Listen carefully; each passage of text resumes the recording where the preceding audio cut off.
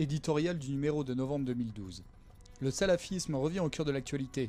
Les proches de Mohamed Merah en remettent une couche, des nouvelles interpellations à Strasbourg et à Cannes, les salafistes qui dictent la nouvelle constitution égyptienne aux frères musulmans, des salafistes tunisiens de plus en plus violents, etc. Le défilé des experts dans les médias tente de rassurer. Seuls 5% des salafistes seraient violents, la majorité étant piétiste et quiétiste, et la politique ne les intéresserait pas. Ce seraient des spirituels. Nous avons lu les ouvrages de ces experts convoqués par les médias qui sont en réalité des politologues et des sociologues arabisants, mais non des islamologues fins connaisseurs de la littérature salafiste.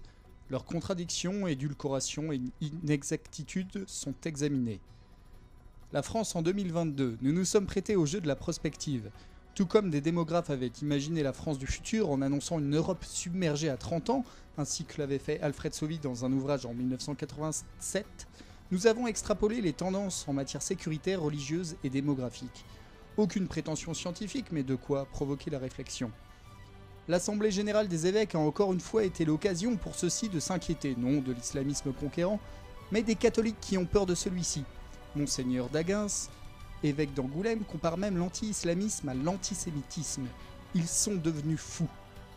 Notre entretien du mois avec Alain Wagner, qui ne ménage pas sa peine au sein des diverses organisations dans lesquelles il milite.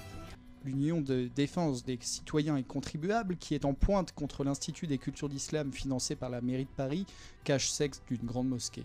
Il vient d'obtenir les plans par l'administration. Il nous explique aussi le rôle de l'International Civil Liberties Alliance, qu'il a fondé avec d'autres experts européens, universitaires et politiciens.